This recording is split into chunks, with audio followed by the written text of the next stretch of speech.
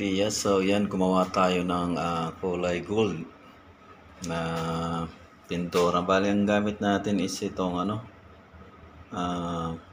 golden yellow, acrylic siya. Tapos isang gold yellow, tapos nagmix tayo ng rose sienna. Yan. Hinaluan natin siya ng rose sienna na latex. Tapos ito yung nagawa natin mga ka-ideas. Yan. Tapos bali nagtimpla lang tayo ng konti mga ka-ideas kasi apply natin to dito sa ginawa nating arko na mayroong design na yan. Tapos ayan, medyo siya tingnan mga kay, parang orange siya tingnan dahil sa reflection ng ilaw. Pero kung wala yung ilaw at saka yung liwanag doon sa labas mga ka-ideas, gold ang kulay niyan. Bali, yung linagay natin na pintura mga ka-ideas, lulubog yan dito sa ginawa nating design dito. Tapos papatungan natin siya ng white. So, ang pinakaibabaw nito mga ka-ideas, white na. Tapos yung gold niya, papasok dyan sa loob.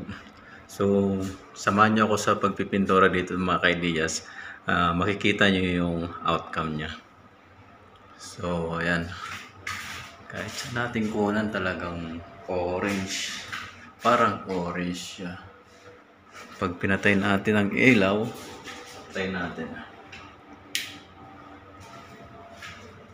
Malakas yung reflection niya.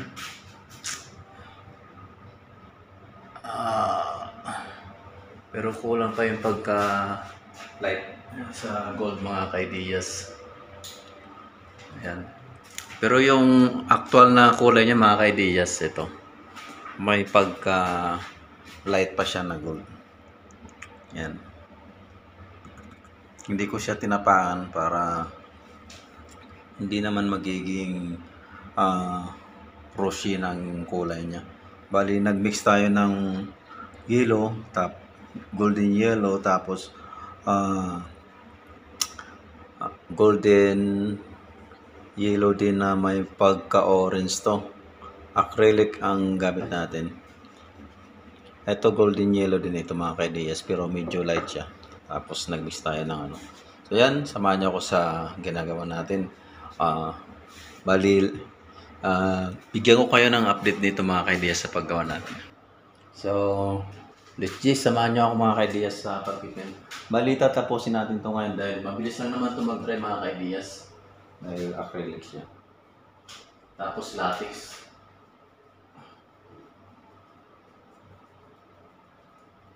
Medyo matagal lang papasok ng kulay dito sa loob.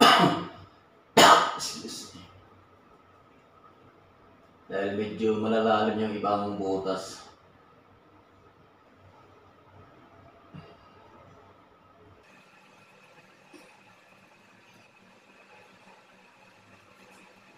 So bali yung pinatapos itong ako na mga ka-ideas, bali ipipin muna natin. Pin white. Balak sana gawin texture yung itong boss niya, pero hintayin naman natin yung may-ari kung gusto niya ng ganong texture. O kung gusto niya ng ganitong red lang, okay lang naman para malinis tingnan.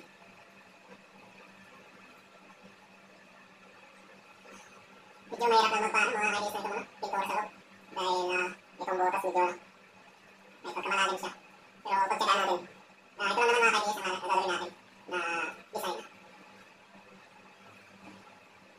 Sa actual mga ka-ideas, pag titignan nyo ito, medyo may pagka-dark gold siya. Pero pag ginawa natin ng camera kasi parang yung reflection kasi ng liwanag, so parang orange siya. Pero sa actual mga ka-ideas, gold ang kulay niya. Bali hindi ko na ito pa kikinta rin mga ka-ideas. Ganyan lang siya pa. Ginapay natin siya ng acrylic na flare. Kikinta siya pero magpapasok pa rin tayo mga ka-ideas na white. So bali siguro pagkatapos natin patungan ng white, doon natin i-acrylic na flare siya para makinta. So, ayan mga ka-ideas, malapit na tayo. Konti na lang. Tapos, bali, patutuyuin lang natin ito. Siguro, 30 minutes, bigyan na natin itong i-apply na dito sa ibabaw ng white.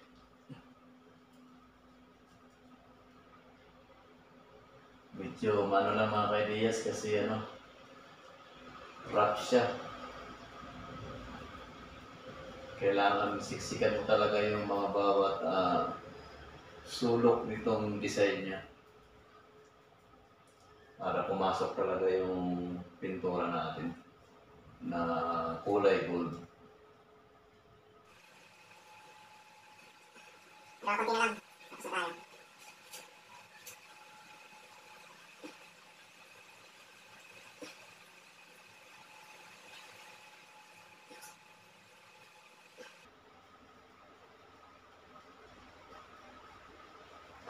So yan, okay na siya. 1 hour later. Alright mga kaidiyas, bali tuyo na itong ano, pinahid natin na kulay gold na acrylic. So bali papatukan na natin siya ng clear white. Bali ang gamit natin dito mga kaidiyas is roller. Yung roller natin na gamit is bali foam ito mga kaidiyas. Kasi pag roller na yung tila, papasok yan sa loob. So dapat ang gamit natin na roller kagaya nito mga kaidiyas. Ayan, foam siya. Para pag gumulong siya sa ano, ang tatamaan niya lang yung flat na flooring niya. Hindi siya magkakalat doon sa loob. So kagaya nito mga kaidiyas. Ayan. Kung nakikita niyo mga kaidiyas, ayan o. So, ang tatamaan niya lang mga kaidiyas yung flooring niya. Uulitin natin ito mga kaidiyas pag natuyo na kasi medyo manipis siya. Yan. So, bali ganyan ang lalabas niyan. Pero papantayin natin yung mga kaidiyas sa pangalawang coat. So, ayan. Napakasimple lang mga kaidiyas dito sa ating ginagawa. Bali, itong ginawa nating design is ito na parang ano ito mga kaidiyas, kagaya nito ng ginawa natin dito sa ceiling. Ayan. Bali, ang ginawa natin dito mga kaidiyas na pang design natin is skim coat ito mga kaidiyas. Itong ginamit natin dito. Nung tumigas siya, pinadaanan natin siya ng rodela para magpantay-pantay. Pero ang style natin dito, pinahiran muna natin ng makapal, tapos pinap up natin para magkaroon siya ng mga groove kagaya nito, mga kanal-kanal, bago natin siya pinadaanan ng rodela. So na madali lang mga ka-ideas ang paggawa ng ganito mga design. Basta may idea kayo kung paano maggawa ng design dito sa tawag dito sa amin kasi mga ka-ideas is anay finish. Mga ganito. Hindi ko lang alam kung anong tawag nito sa iba. So yan mga ka-ideas, continue tayo sa ating ginagawa.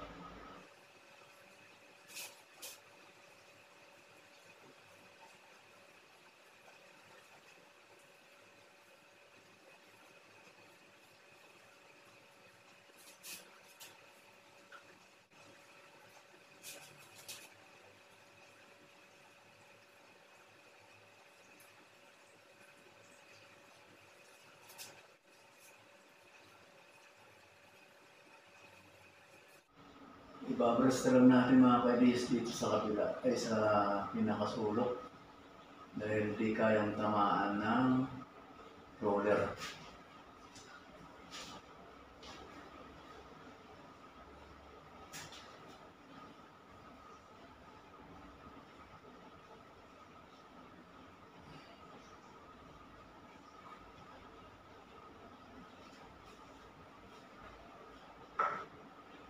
So mga ka-ideas, bali itong gilid is ibabras natin siya gamit itong medyo mahal itong nakuha natin ng brush mga ka-ideas kasi very smooth siya.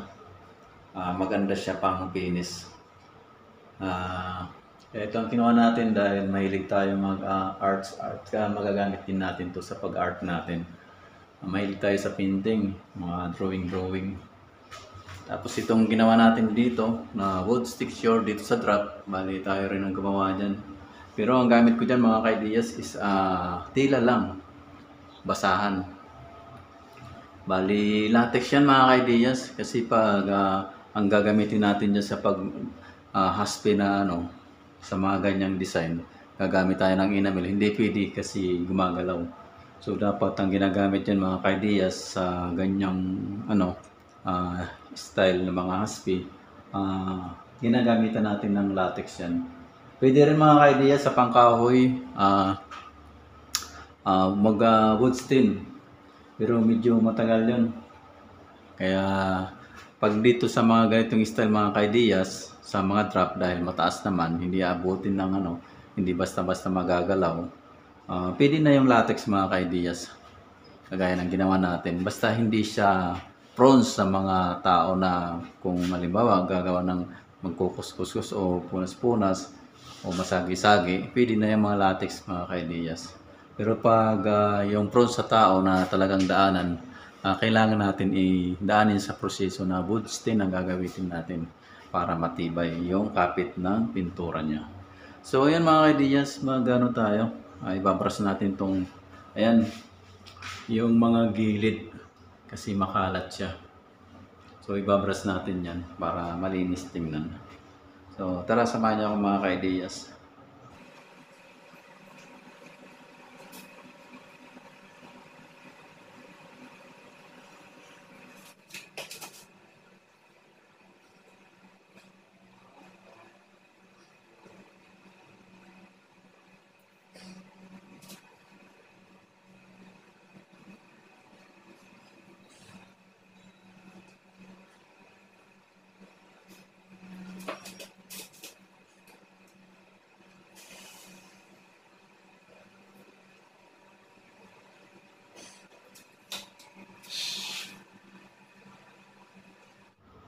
So yan mga ka-ideas, balikan uli natin siya mamaya. Pag natuyo na. Bali, sisikin ko tayo ng white. So yan mga ka-ideas, yung ginawa nating design na yan. Ayun sa mga ka-ideas.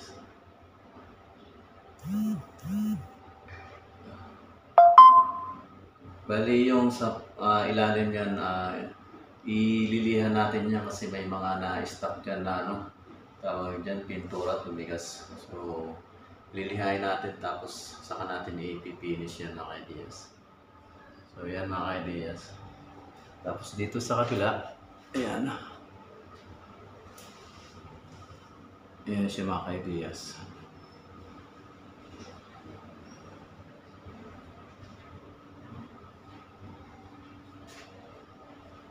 Okay na siyang ano, tingnan.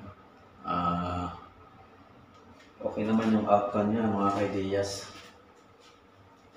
Kasi bala ko sana plain lang siya pero isipan ko na lagyan siya ng kulay sa ilalim ng ginawa nating design.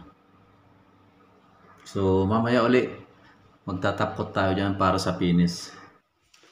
Alright mga kaidiyas, update tayo dito sa ating ginawang pag-finish dito sa arko na ginawa natin. Bali, ito na siya mga kaidiyas, yung outcome niya. Bali, plain and white lang natin yung dalawang post niya, tapos pati doon sa pinaka-arko niya. Bali, yung silong nito, yung flooring niya, pinaka-silong niya. Bali, naglagay tayo ng konting design dito para may konting highlight siya mga kaidiyas. Ayan. Ginawa natin siya ng konting design. Ang ginawa natin dito mga ka-ideas sa design na ito is skim coat. Bali, nagpahit tayo ng makapal dyan, tapos pop up natin, tapos para mapantay itong pinaka-flooring, pinadaanan natin siya ng paleta para makayod niya yung matutulis na bagay at magpantay-pantay siya. So, ganyan ang kinalabasan mga ka-ideas. Ayan siya. Napaka lang naman ito mga ka-ideas. Kung may idea kayo dito or tawag dito, kung updated kayo sa mga paggagawa ng ganitong mga klaseng design, ay madali lang gawin to. Kahit itong ginawa nating arko, itong mga tinatawag na goldura or tawag dito cornisa, hindi natin mano, pero ang pinakaano dito sa cornisa talaga, Pero ito kasi plain lang. Pero related na rin sa cornisa yan. So ayan mga ka-ideas, ang ginawa natin. Medyo mahirap maggawa ng arko mga ka-ideas dahil mabuting-ting yung ganitong mga trabaho. Kailangan talaga ang patient dyan. Hindi pwede yung madalian dyan. Kailangan talaga yung kamay mo is magaan at hindi magalaw. Kasi pipidback yan sa ginagawa mo pag once yung kamay mo is malikot or magalaw. So dapat kailangan pag naggawa ka ng ganitong mga design is relax lang yung kamay mo para yung hagod ng hawak mong gamit kagaya ng kutsara, rodila is hindi siya magbabako-bako. Pero kahit bako-bako man mga ka-ideas, mahabol pa rin natin sa skin food yan. Pero mas maganda mga ka-ideas, pag nagsisiminto pa lang tayo is kumbaga smooth na siya para pag nagmasilya tayo, konti na lang ang imamasilya natin. Kagaya nitong ginawa natin. So ayan mga ka-ideas, tapos na tayo dito sa arko na ginawa natin. Ayan. Tapos dito sa yung drop na to, ginawa rin natin yan. Naghaspi tayo dyan. Tapos itong cabinet, napinturahan ko na rin. Bali, yung mga pinto nyan, ibabarnish natin. Bali, tayo rin ang gumawa nitong countertop. Bali, papakita ko sa inyo mga ka-ideas pag natapos na natin lahat to. Tapos naglagay tayo dito ng crown molding sa ilalim dahil lalagyan natin to ng ilaw sa ilalim. Tapos dito abang tayo ng dalawang ilaw. Pati yung kuryente natin, ayan. Nakaabang na rin yan. Tapos yan. Bali yung outlet, okay na siya. Tapos may isang outlet doon nalagay natin para sa oven at saka ref. So ayan mga ka-ideas. Tapos ito, ipakita ko rin sa inyo yung ginawa natin na glass block. Kasi yung bintana dito, pinapasukan ng tubig. So, ang ginawa natin, tinanggal natin yung owing window na bakal dito. Pinalitan na lang natin ng glass block. At least, sealed na siya. Hindi na siya papasukin ng tubig. Yung nakalagay kasi dyan mga ka-ideas is kagaya nito. Pero, pinapasukan siya ng tubig lalo pag may hangin. So, yan mga ka-ideas. Itong pinto, pipinis natin to bukas. Lalagyan din natin konting highlight na kulay para may match natin dyan sa ginawa nating haspi. Pero hindi na natin i-haspi to. Ipiplin lang natin. Pero yung kulay niya, yun lang ang hahabulin natin para dito sa pinto. So yung mga ka-ideas, sana may konti tayong na-share dito sa mga kagaya ng sa construction na mga trabaho or sa mga finishing, related sa finishing. Napaka-importante ito mga ka-ideas kung paano nyo trabahuin ang pagpipinis sa loob ng bahay sa mga interior. Mayroon tayong may i-share dito na kunting idea para sa mga finishing. So yan mga ka-ideas, hanggang dito muna ang ating update dito sa ating ginagawa. Bali ito lang muna pinakita natin na arko. So bali sa susunod nating upload, ito ng cabinet natin tsaka countertop, itong pinto. So yan, hanggang dito na lang mga ka-ideas. Sana mayroon tayong konting na i-share sa mga kagaya natin na mahilig sa finishing, lalo na sa interior.